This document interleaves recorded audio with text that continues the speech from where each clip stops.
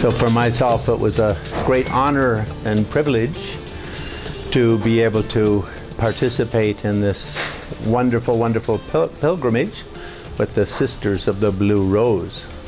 Glennille on ollut suuri kunnia saada olla mukana tässä sinisen ruusun sisarten pyhiinvaellusmatkassa.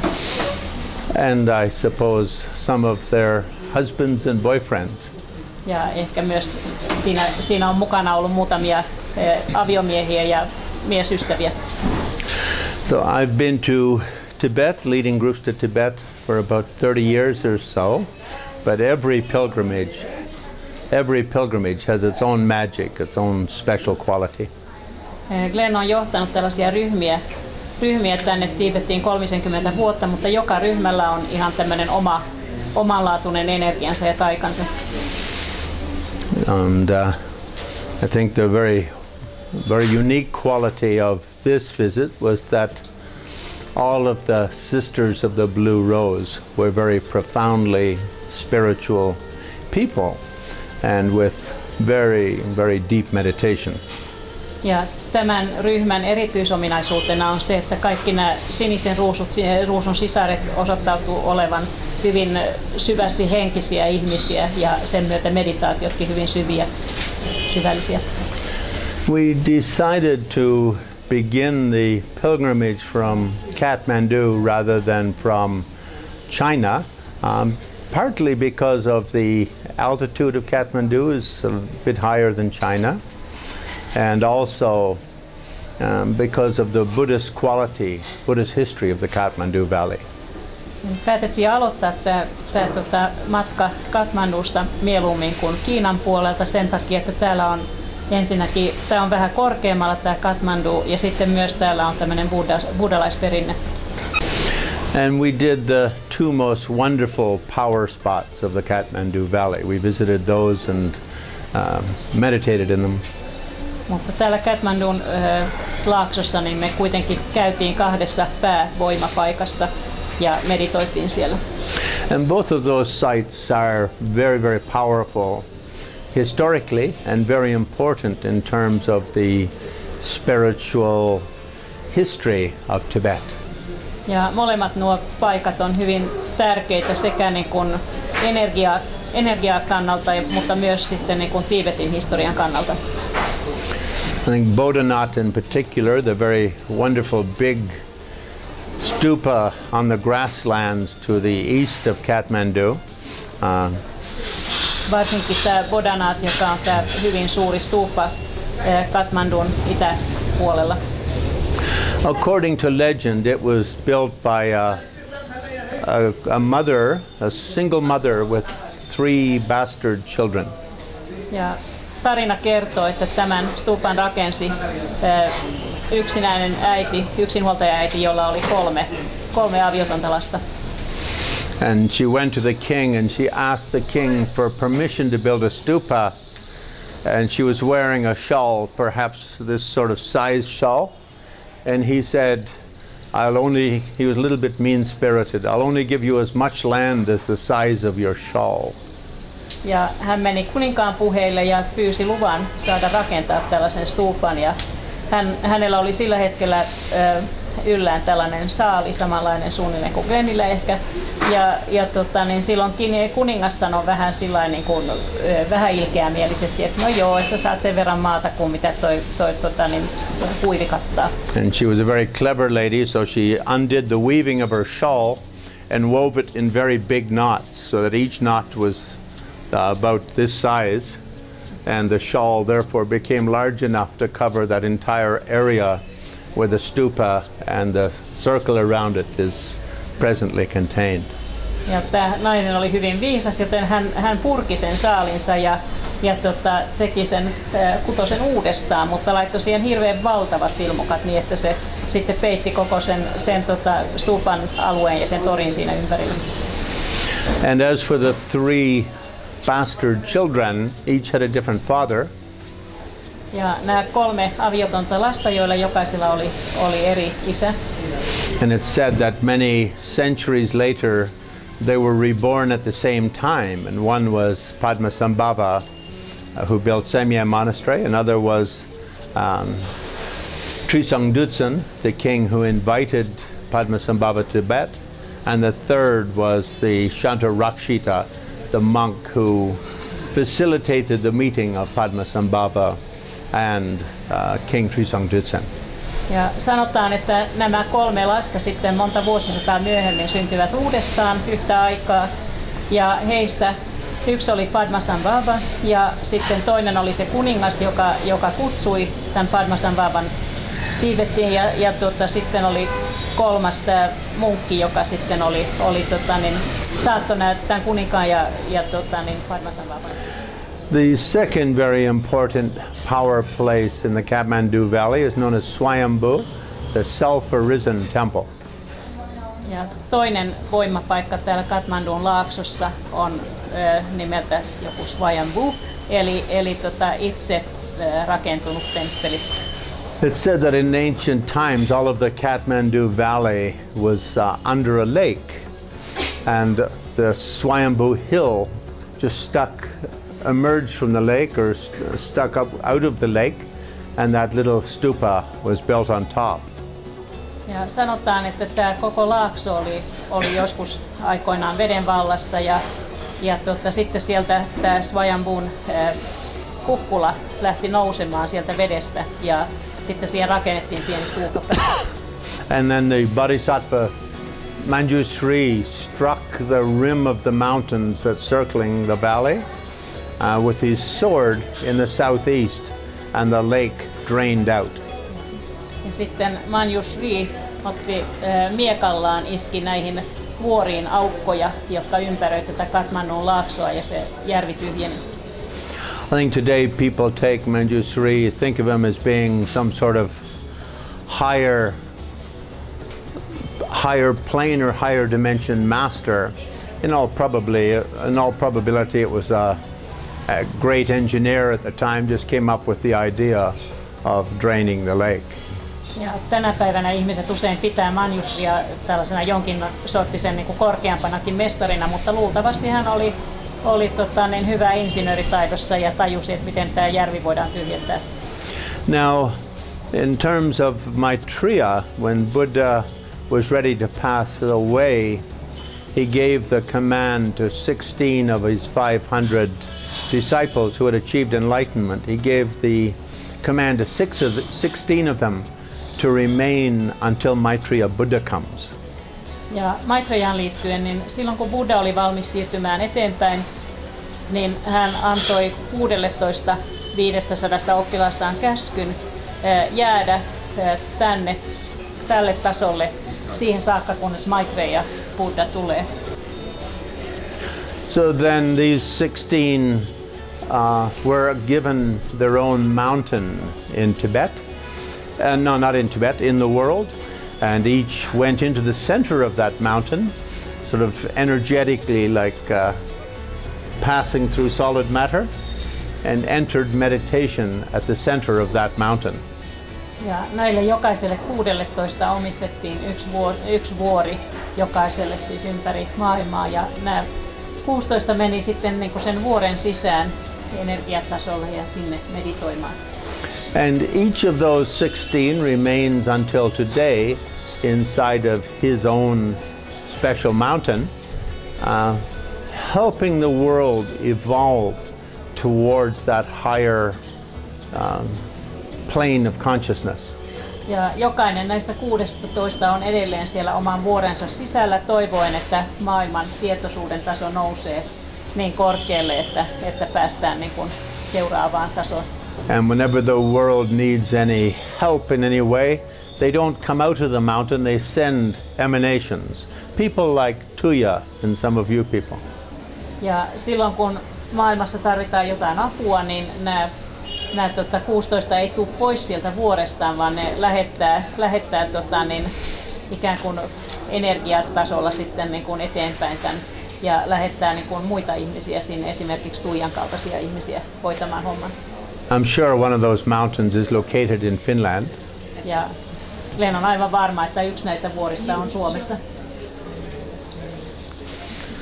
And of course, they're kind of equally divided over the planet, according to the legend.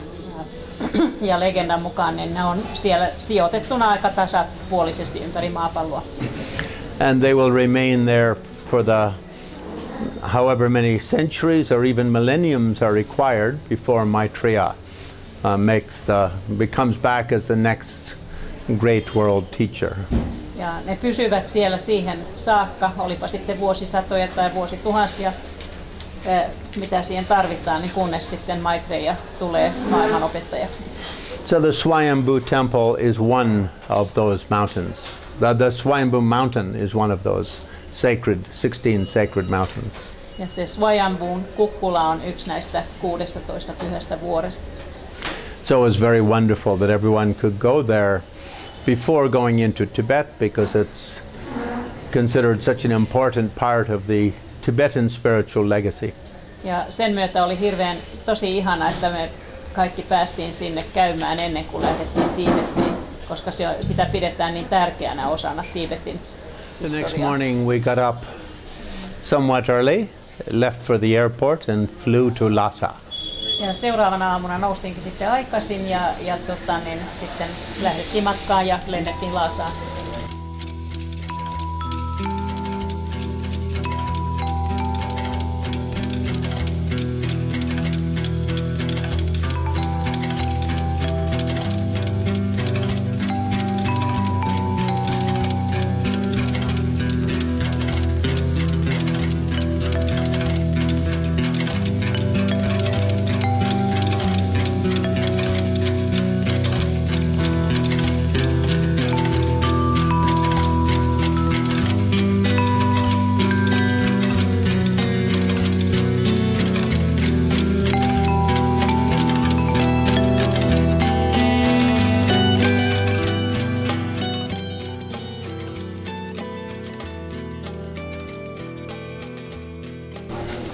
And that experience, I think, has become a little more difficult in recent years, simply because driving into Lhasa, one stops at that police checkpoint near the train station for over an hour to be processed.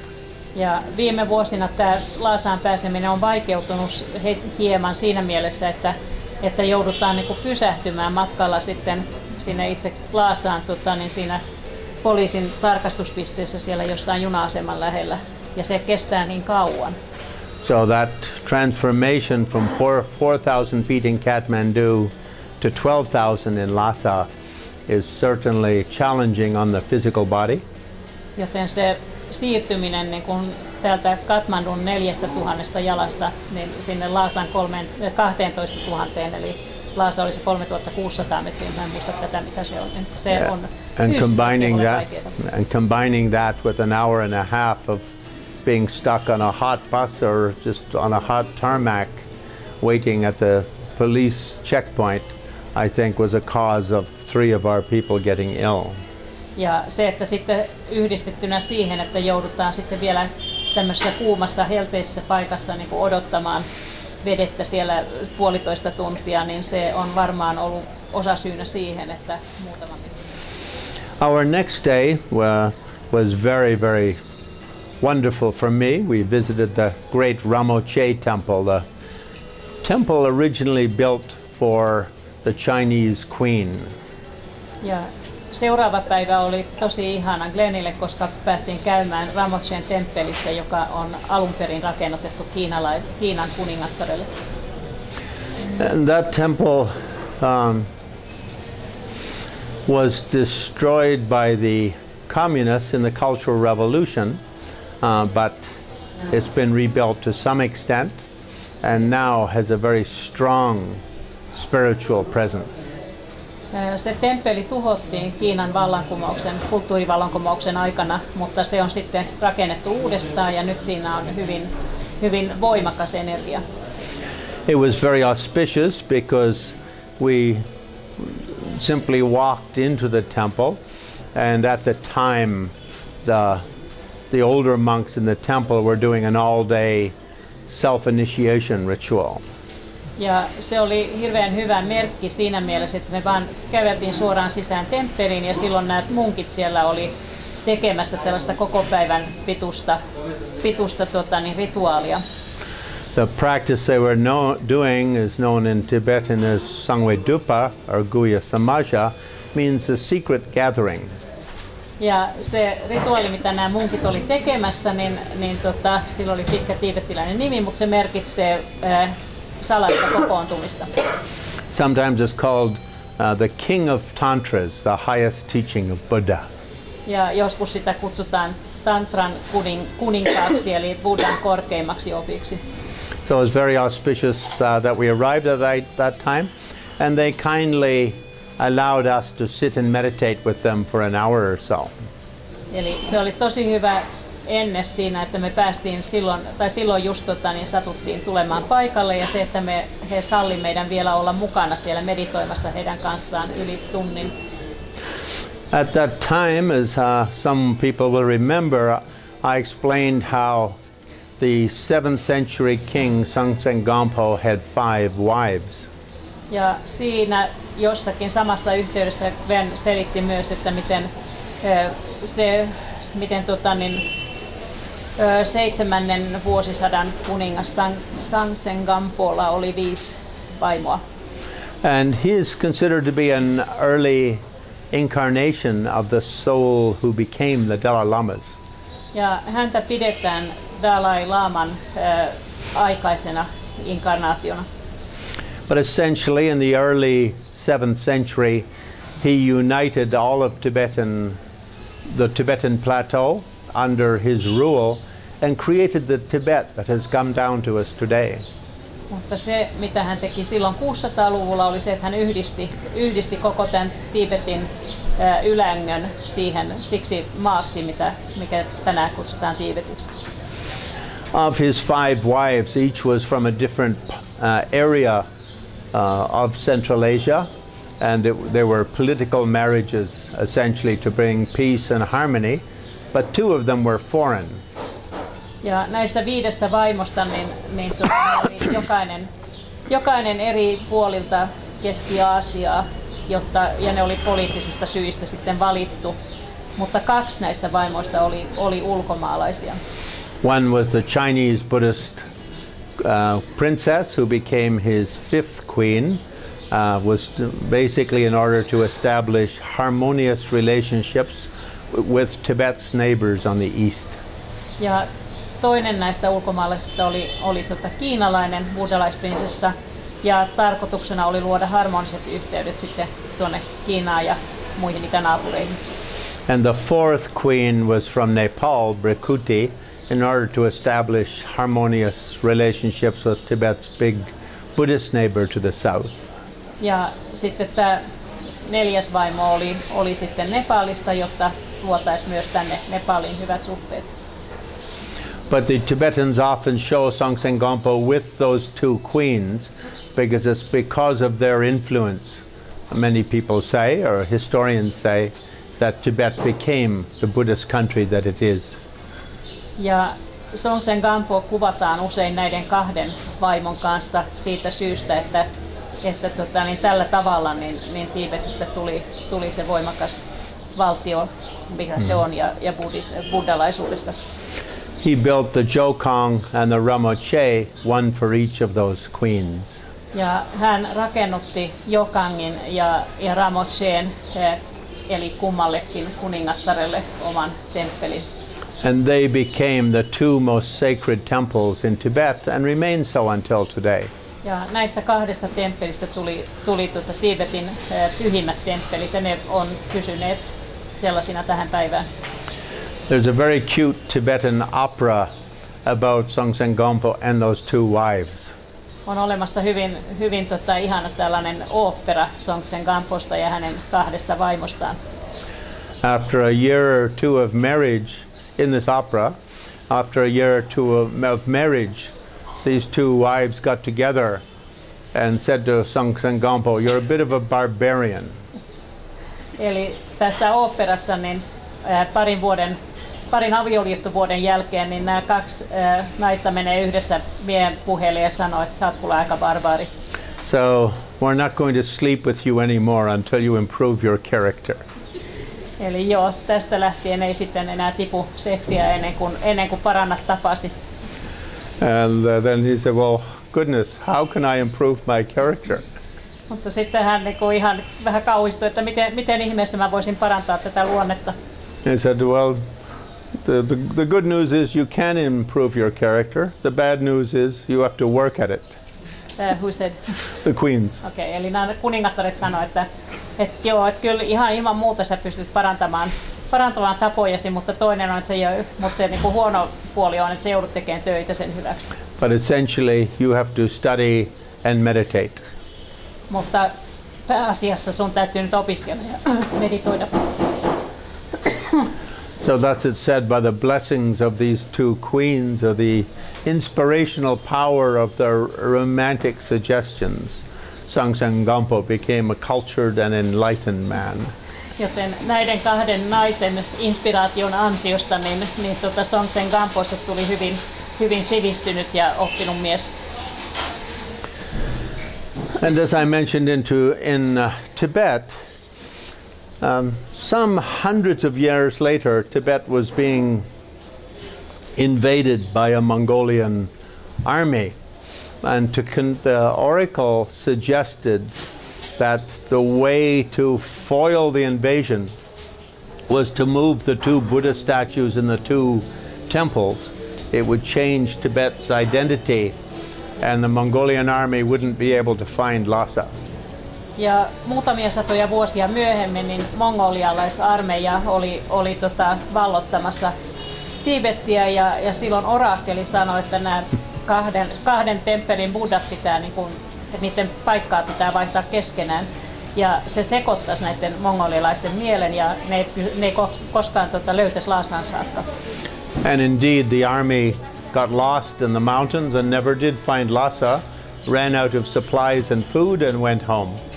Ja näin tälle sitten kävikin tälle armeijalle, että se eksyi siellä jossain vuoristossa eikä koskaan löytänyt Lhasaa ja sillä tavalla ne jäi sitten siellä ilman tarvikkeita ja muonaa ja lopulta ne vaan luovutti ja palasi kotiin. As a result, the statue brought by the Nepali princess ended up in the temple built for the Chinese princess, and vice versa. Ja tämän siirron seurauksena tämän nepalilaisprinsessalle rakennettu buddhalaispatsas, niin se joutui sinne kiinalaisprinsessan temppeliin ja päinvastoin. And as a result, that remained the case until modern times, and when the Chinese destroyed all but a dozen of Tibet's 6,500 monasteries and temples, they destroyed the temple they thought was built for the Nepali princess, but it was the wrong temple. Ja tämän seurauksena, koska näin on säilynyt tähän päivään saakka, niin silloin kulttuurivallankumouksen aikana niin kiinalaiset tuhosivat kaikki paitsi 12 näistä 6500 temppelistä ja luostarista, mitä Tibetissä oli, mutta ne jätti sitten tämän nepalilaisprinsessalle rakennetun temppelin, koska ne luuli, että tämä on.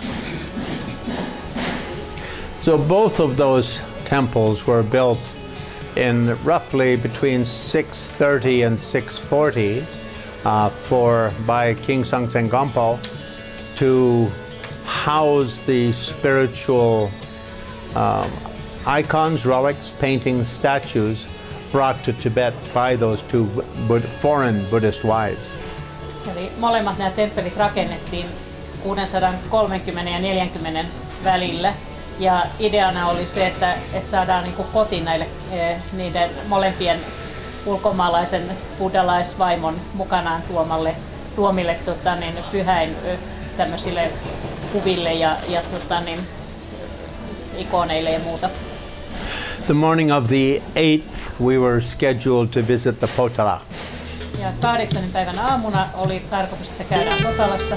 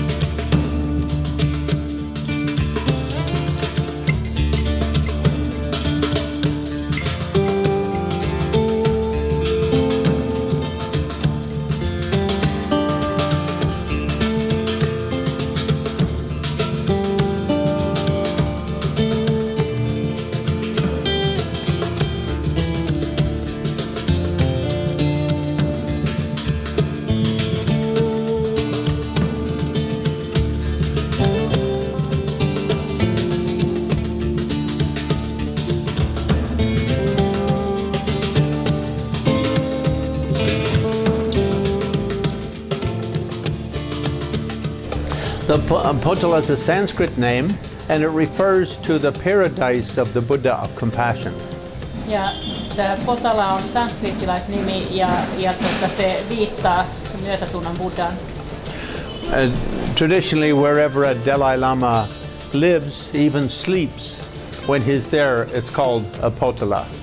Ja perinteisesti niin missä ikinä Dalai Lama asuu tai jopa vain yöpyy, niin sitä paikkaa kutsutaan Potalaksi. When Songtsen Gampo moved the capital of Tibet from Setang to Lhasa, he built the foundations of that building. Ja silloin kun Songtsen Gampo siirsi pääkaupungin sieltä Seitanista Lhasaan, niin silloin hän rakensi perustukset tähän rakennukseen. And 1,000 years later, when the fifth Dalai Lama became Lama King of Tibet, he built the red section on top of the mountain, which became his monastery and private residence. Ja 1000 vuotta myöhemmin, kun kuningas Dalaista tuli Dalai Lama, niin sitten hän rakensi tämän punaisen osuuden siitä palatsista ja siitä tuli hänen residenssinsä. We weren't able to meditate in the Potala on this visit because May is a very busy month for all of China, and it's National Travel Month. So time in the Potala is kept to just 1 hour per visit. Ja me ei päästy sitten meditoimaan siellä Potalassa, koska toukokuu on perinteisesti kiinalaisten tällainen matkustuskuukausi ja Potalassa rajautetaan käyntiaika 1 tuntiin per henkilö. But still, I think for many people to spend time in each of the chapels where the sacred bodies of the early Dalai Lamas are kept in mummified form inside of stupas, just to be there for a few moments was very, very powerful experience. Mutta kuitenkin luultavasti niin oli hyvin voimallinen kokemus päästä viettämään edes muutamia hetkiä siellä aikaisten Dalai Lamojen stuupien ääressä, temppeleissä. Later that day, many in the group also visited Sera Monastery, one of the 4 great Dalai Lama school monasteries. Ja se myöhemmin samana päivänä suuri osa ryhmästä kävi myös Seran luostarissa, joka on yksi 4 tärkeästä Dalai Lama luostarista. And I think again, people meditating there, several people had quite strong experiences. Ja taas hyvin monella ihmisellä oli siellä hyvin voimakkaita kokemuksia.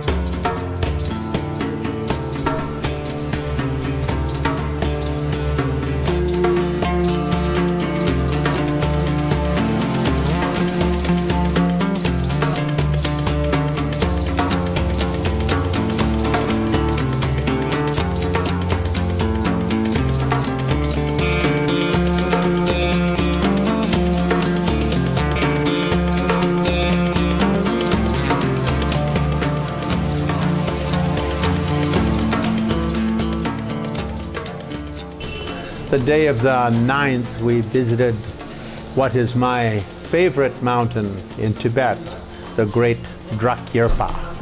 Ja seuraavana 9. päivänä käytiin siellä, mikä on Glennin lempivuori Tibetissä, Drikung.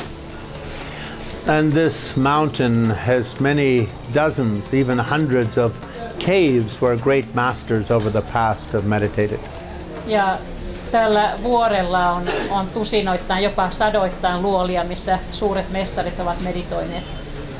It really tells the story of Tibet for the last 2,000 years. Se vuori kertoo Tibetin historiasta 2 viime vuosituhannelta.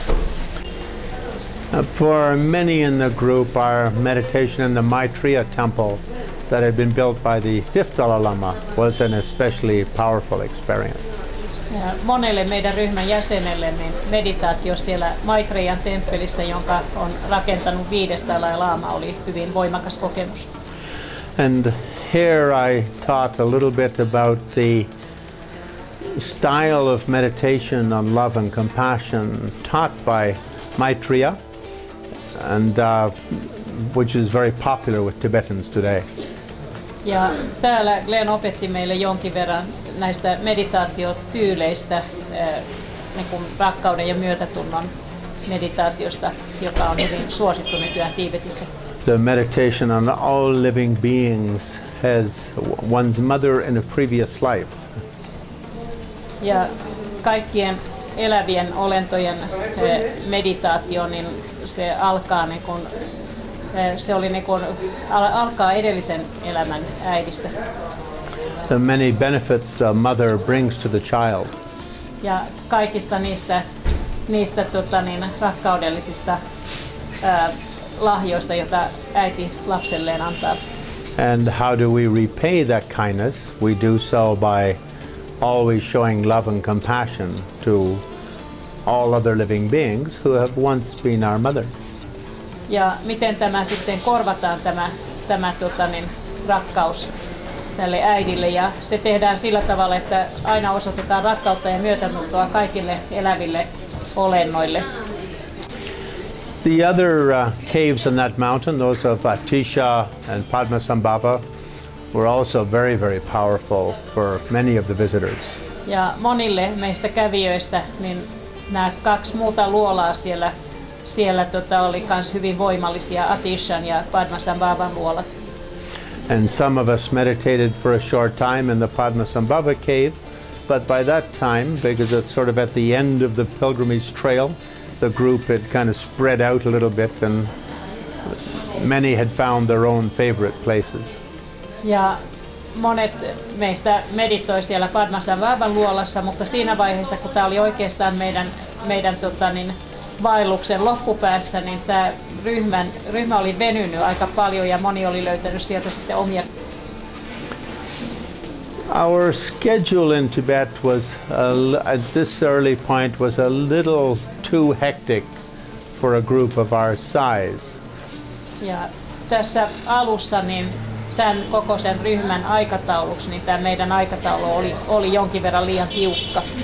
We had been scheduled to visit the Jokhang on the day of the 9th, but by the time we all got back from Drikung, I don't think anyone had enough energy to do much more than lift a pair of chopsticks to eat dinner.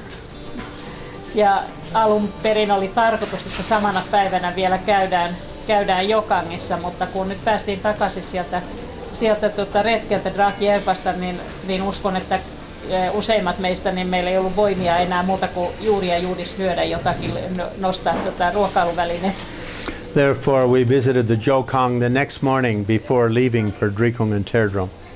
Ja sen takia niin me käytiinkin siellä Jokhangissa seuraavana aamuna ennen kuin lähdettiin Terdromiin. The monks showed us an amazing honor, or gave us an amazing honor.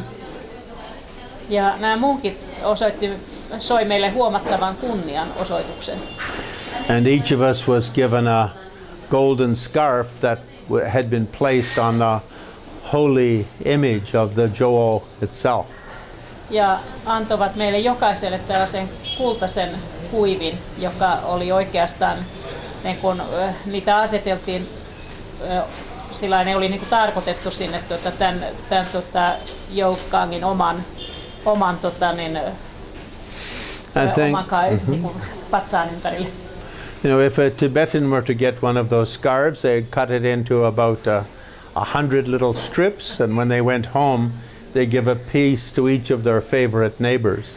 Ja jos tiibettiläinen saisi tämmöisen vastaavan kunnianosoituksen, niin hän leikkaisi sen huivin ehkä sataan palaseen ja antaisi jokaiselle niin kuin naapurilleen oman palan. And each of those neighbors would cut that little strip into another 10 or 12 pieces and give a little piece to each family member. Ja jokainen naapureista vielä sitten leikkaisi oman osansa edelleen 10-12 palasen ja antaisi sitten perheenjäsenille. And that little piece would then end up inside of an amulet, a metal amulet that's worn, or a little neck amulet for the hundreds of years to follow. Ja tämä pieni palanen sitten niin kuin lopulta päätyisi jonnekin amuletin sisuksiin ja sitä kannettaisiin ja pidettäisiin satoja vuosia. That same day we did the 7-hour drive to Terdrom, Drikung and Terdrom. Ja samana päivänä me sitten ajettiinkin 7 tuntia.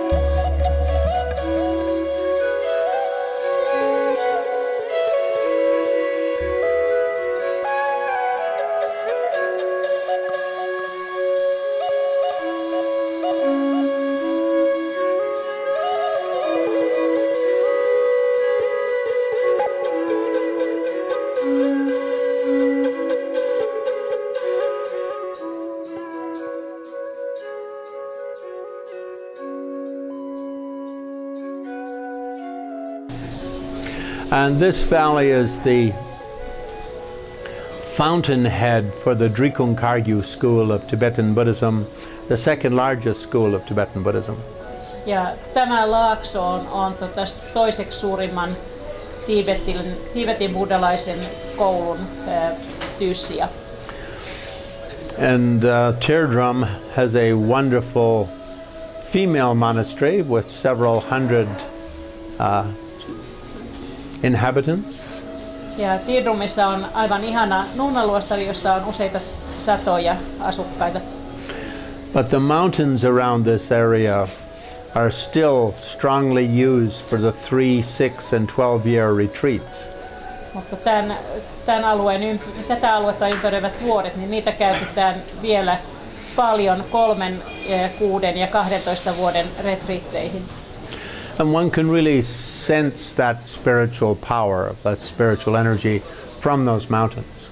Ja näistä vuorista niin pystyy oikeasti tuntemaan sen henkisen energian. The next morning when we woke up, I think there was 2 or 3 inches of snow on our tents and on the land around. That's really a lot of centimeters. Ja seuraavana aamuna kun herättiin, niin siellä meidän teltat oli 5-6 sentin paksuisen lumipeitteen peitossa. So in the Buddhist tradition, the snow is considered a very auspicious sign. Ja buddhalaisessa perinteessä niin lunta pidetään erittäin hyväenteisenä merkkinä. And those of us who had gotten sleeping bags in Kathmandu that said good to 20 and 30 below zero, we got to see if those words were in fact authentic.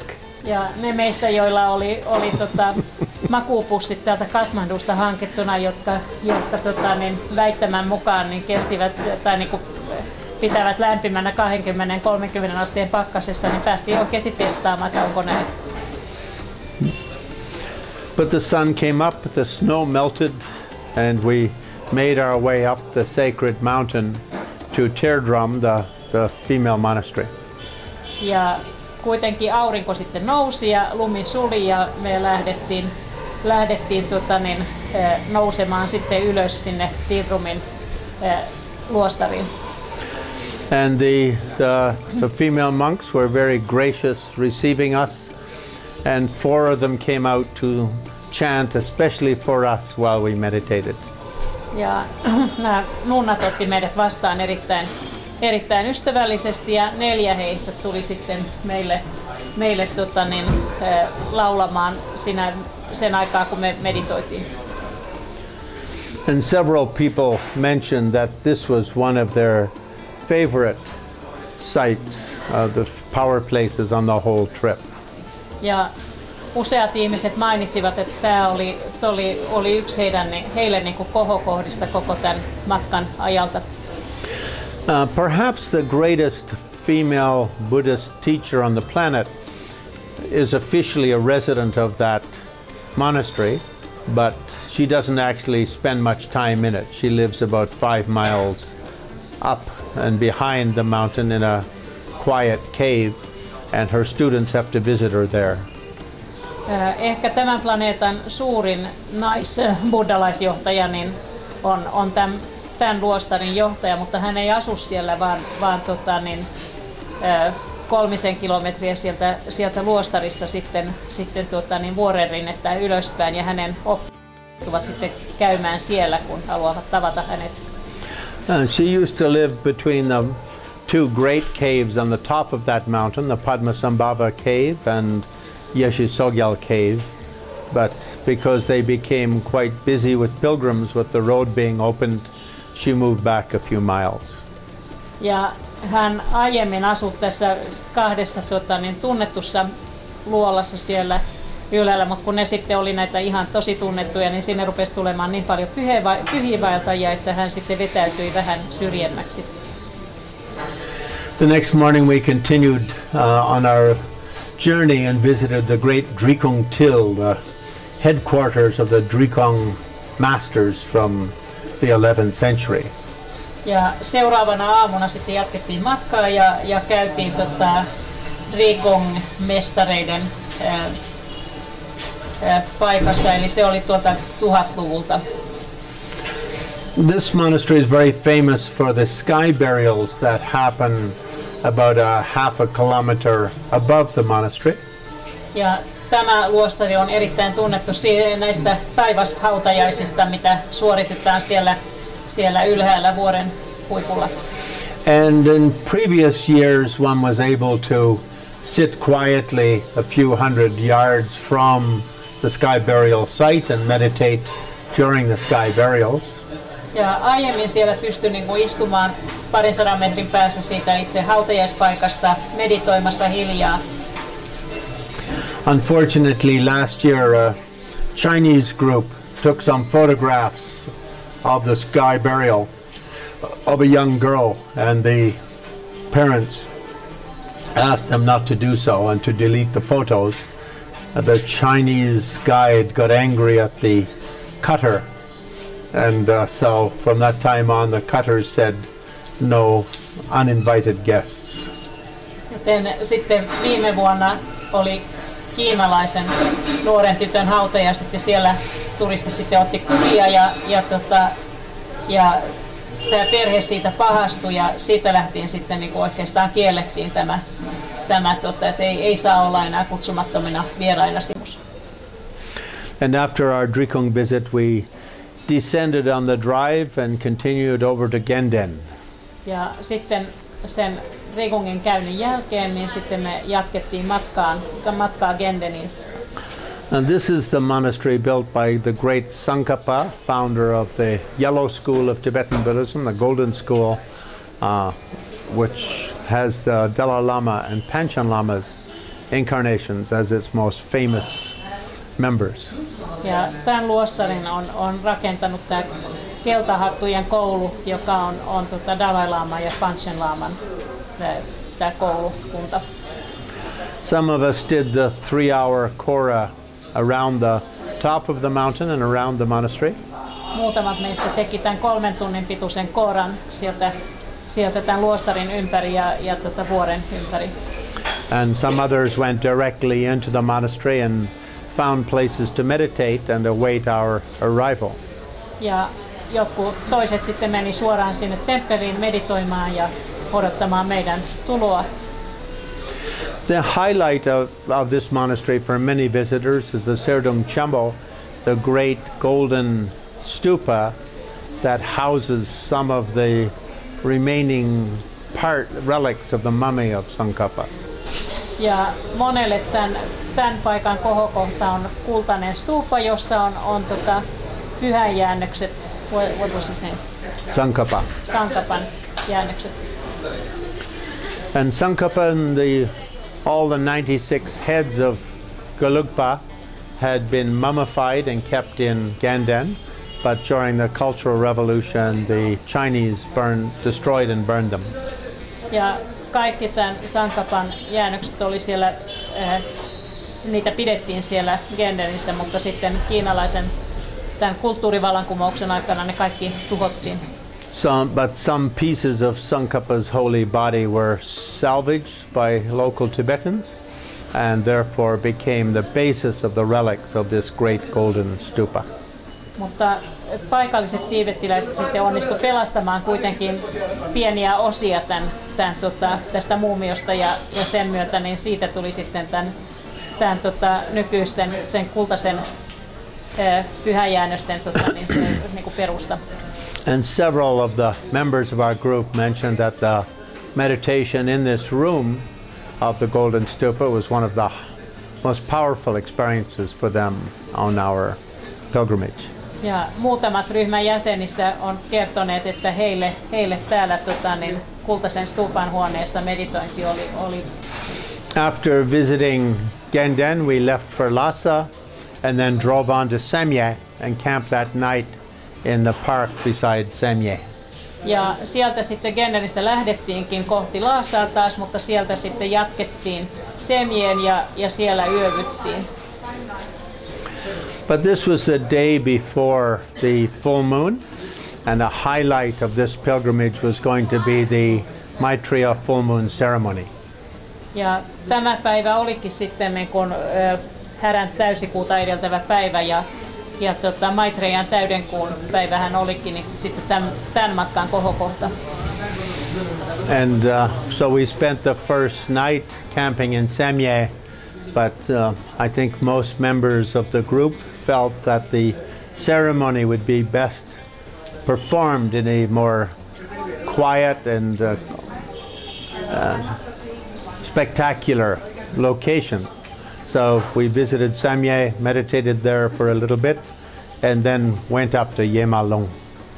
Joten suurin osa ryhmän jäsenistä kuitenkin ehkä tunsi, että me halutaan viettää tämä tärkein seremonia vähän paremmassa, kauniimmassa ympäristössä, ja sen takia niin vietettiin tämä yksi yö siellä Samyessa ja lähdettiinkin sitten Yemalongiin. So as I mentioned earlier, the Bodhinath stupa with the mom having 3 children from different dads were all reborn at the time before Samye was located, and the reincarnations of those 3 illegitimate children got together and built Samye Monastery. Eli niin kuin aikaisemmin jo oli puhetta, niin tämän yksinäisen äidin 3 aviotonta lasta niin syntyi uudelleen sitten ja yhdessä rakensivat tämän Samyen luostarin. At that time, one of those 3 illegitimate children had taken rebirth as one of the great monk scholars of India. Ja siihen aikaan siis yksi näistä aviottomista lapsista oli yksi Intian tunnetuimpia munkkeja. Another had taken rebirth as Padmasambhava, a great Indian tantric yogin. Ja toinen oli sitten syntynyt Padmasambhavana, joka oli suuri intialais-tantra-joogi. And the third had taken rebirth as the powerful emperor of the Tibetan plateau. Ja kolmas sitten oli syntynyt Tibetin tasangon voimakkaaksi kuninkaaksi. And although at that time Tibet had been formally Buddhist for over a century and a half, it didn't yet have an actual monastery. It only had some hundreds of temples, so Samye became the first monastery. Ja siihen aikaan Tibet oli ollut virallisesti buddhalainen jo 150 vuotta, mutta yhtään luostaria ei vielä ollut, että oli vain temppeleitä, joten Samyestä tuli ensimmäinen. And it was a wonderful lead-in to our 1-hour drive up to Yemalong the sacred healing cave of Padmasambhava. Kuitenkin niin se oli ihan hyvä alku sille meidän matkalle sitten Jemalungiin, jossa oli tämä Padmasambhavan salainen healing luola.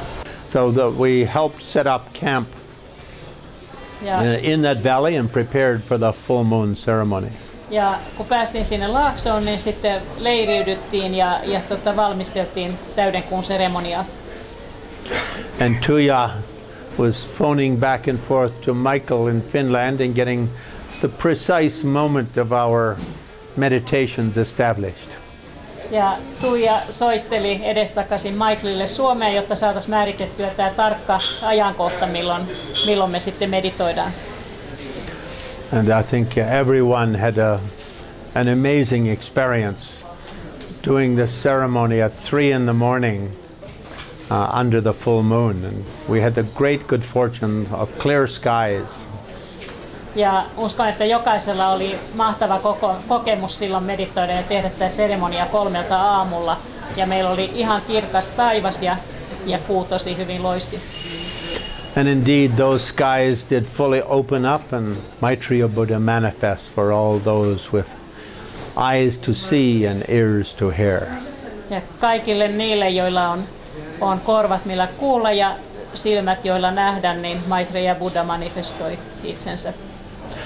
We remained in this valley for 3 nights and were able to visit and meditate in the cave, and peoples found other wonderful little niches on this sacred mountain for meditation and spiritual practice.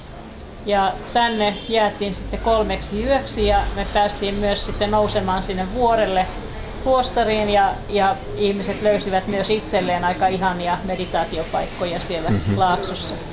During our 3-day sojourn in this sacred valley, we had many wonderful experiences. Ja tämän 3 päivän oleskelun aikana, mitä oltiin täällä pyhässä laaksossa, meillä oli monta ihanaa kokemusta. And certainly one of these was the consecration of the prayer flags that all the peoples from around the world had brought with them, self-created prayer flags as opposed to traditional Tibetan ones. Ja yksi näistä kohokohdista oli se, että me siunattiin nämä meidän itse luomat rukousliput sitten siellä. And after the consecration of them, a group of very great heroes and heroines from amongst the group took these flags to the very top of the mountain and hung them where all could see. Ja tämän siunausseremonian jälkeen niin ryhmä hyvin urheita naisia ja miehiä tästä ryhmästä lähti kiipeämään sinne vuoren huipulle saakka ripustamaan nämä liput sinne. So until now the winds are blowing through those pieces of blessed cloth, carrying those auspicious thoughts and prayers all over the world. Joten tästä eteenpäin niin tuuli puhaltaa noiden siunattujen kankaankappaleiden läpi ja levittää näitä rukouksia ympäri maailmaa. The full moon came and went, and so did we. Eli täysikuu tuli ja meni ja niin mekin. And we drove to the turquoise lake and camped near the great Samding Monastery. Ja me ajoimme sitten Turkoosijärvelle ja leiriydymme lähelle Samdingin luostaria. It was a long drive. We arrived late and we helped our crew put up our camp. Se oli pitkä ajomatka ja päästiin perille aika myöhään, joten sitten autettiin tätä meidän Sherpa-ryhmää niin leirin pystyttämisessä. This is one of the 4 most sacred lakes of central Tibet. Tämä on yksi Keski-Tiibetin 4 pyhimmästä järvestä. Associated with all kinds of blessings and healing powers. Ja se liitetään kaiken näköisiin siunauksiin ja parantaviin voimiin. And the nearby monastery Samding, the head lama is a woman, and she's considered the 4th highest incarnate lama in Tibet. Ja tämän Samdingin luostarin johtajana on nainen ja häntä pidetään neljäntenä niin kuin Tibetin henkisistä johtajista arvossa. Again, this monastery was very kind to us. They received us as pilgrims, not as tourists. Ja taas tämä luostari, niin ne oli meille hirveän ystävällisiä ja otti meidät vastaan pyhiinvaeltajina eikä turisteina. And they opened all of the private chapels to us. Ja avasivat meille kaikki yksityiset kappelinsa. I think many people commented on how they felt that temple was one of the most beautiful and sacred and with highest energy of all the places they visited in Tibet. Ja monet ihmiset sitten kommentoi, miten tuo temppeli oli, tai tuo luostari oli yksi kauneimmista ja voimallisimmista, missä he oli Tiibetissä käyneet. We continued over mountain passes and past glaciers, eventually driving through Gyeongse to Shigatse, where we stayed 2 nights.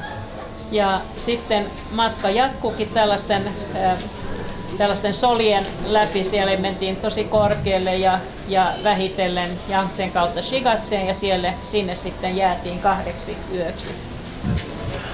The next morning we visited Tashi Lhunpo Monastery. That was in many ways the home monastery of Madame Blavatsky and the early members of the Theosophical movement.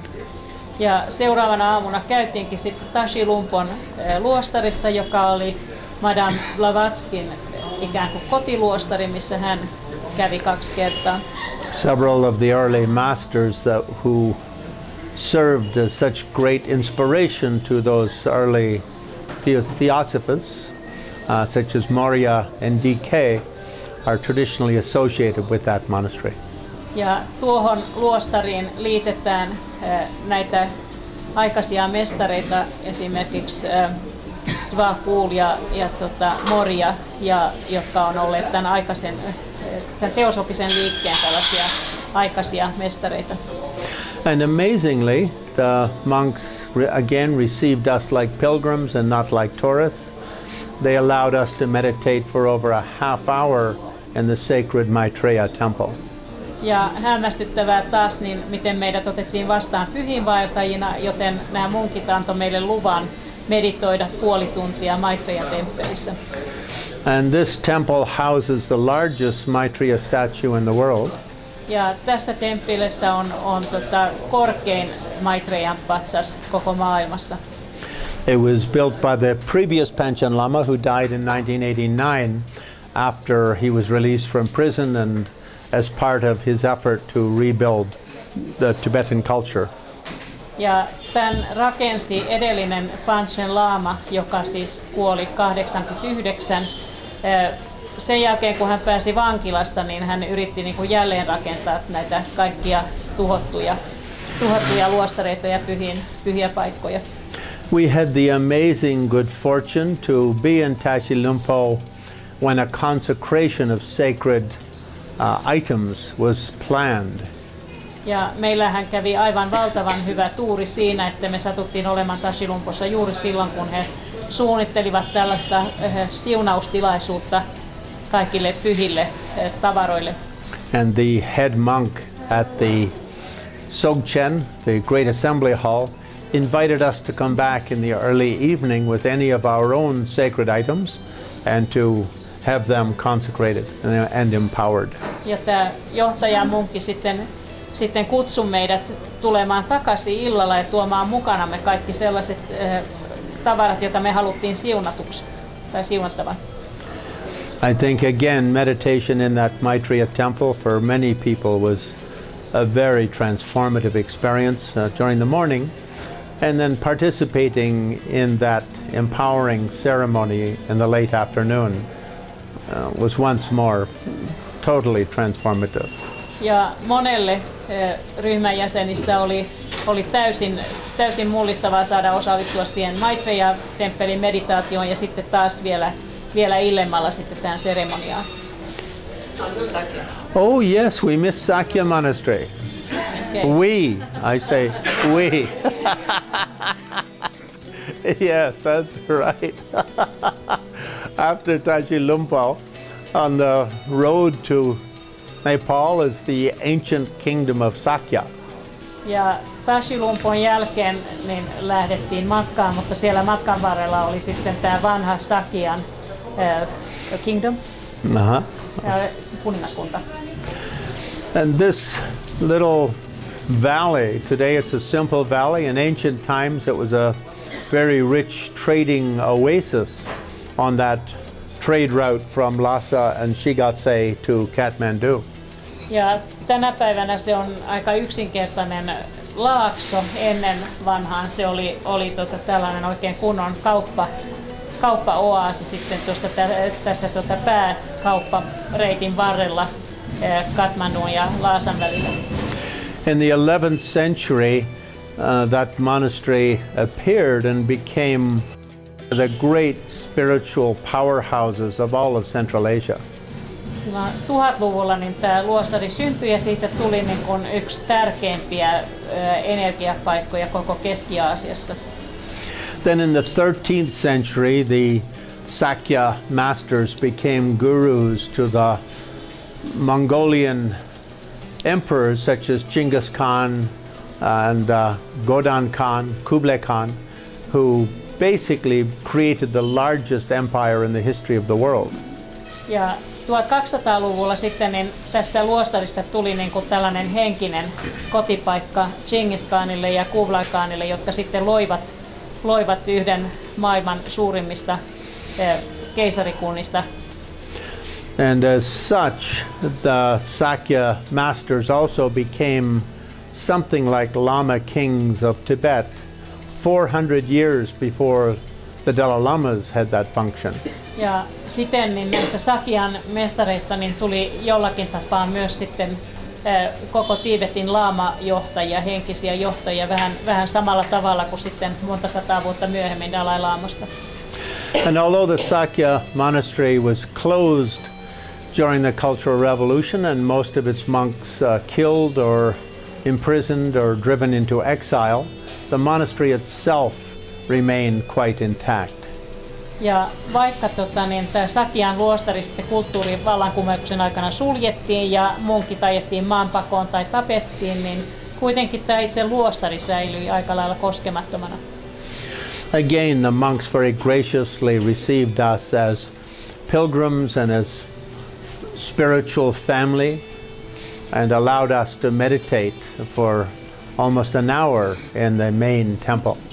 Ja taas munkit otti meidät vastaan hyvin ystävällisinä ja ystävällisesti niin pyhiinvaeltajina ja me saatiin lupa meditoida tunti siellä suuressa temppelissä. But the monks also opened the door to their great national treasure, which is a library with hand-copied books, several thousand hand-copied books, all of which were 700 or 800 years old. Mutta myös munkit niin avasivat ovet sitten suureen kansalliseen aarteeseensa, eli siellä on valtava kirjasto ja siellä on tuhansia 700 ja 800 vuotta vanhoja käsin kirjoitettuja pyhiä kirjoituksia. And that door is very rarely opened for visitors. It's very rare that non-high lamas are allowed inside. So it's a very rare experience.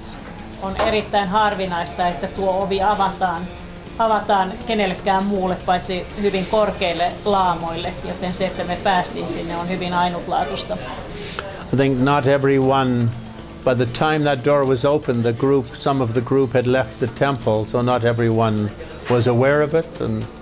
But anyway, those who were aware and were able to go, just standing in that room with all of that amazing reservoir of wisdom was a totally unexpected blessing.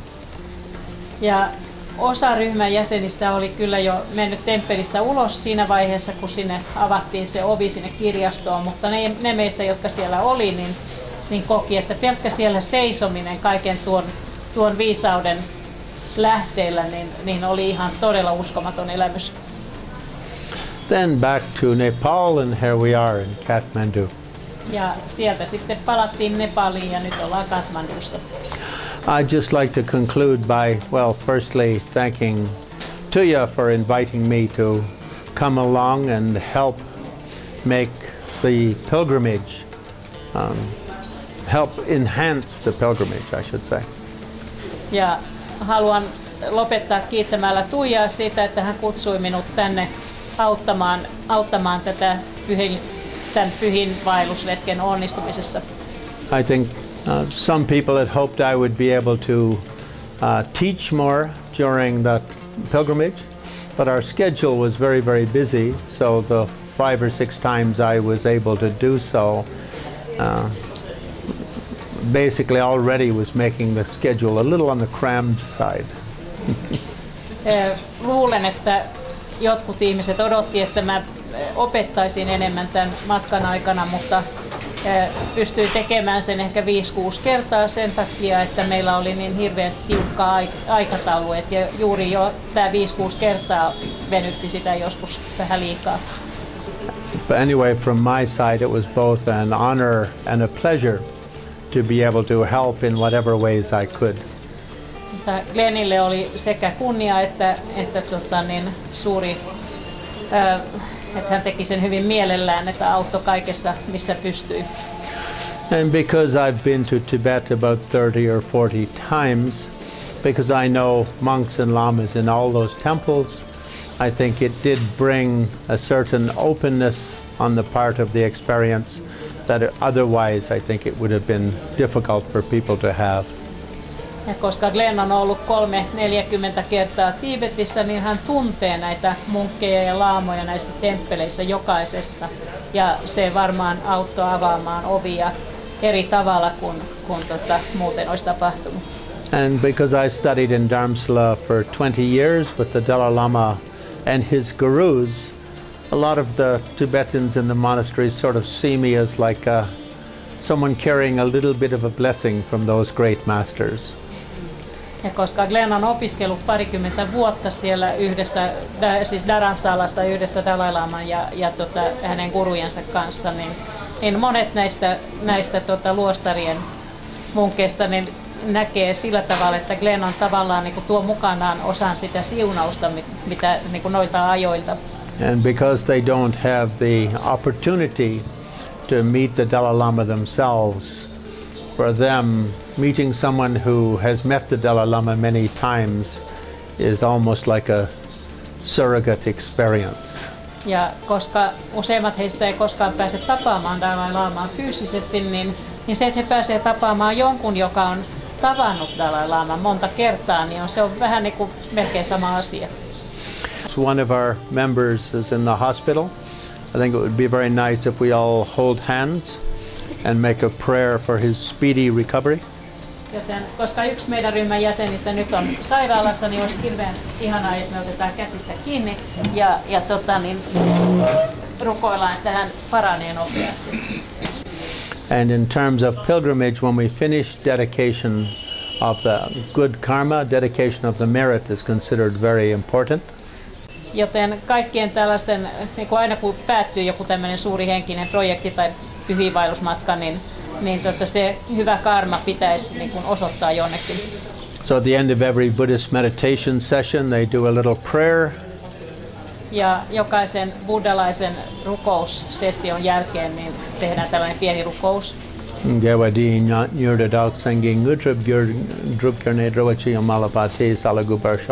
If any good karma, any good merit came from this, may we individually quickly achieve enlightenment as a way of being greater vessels of light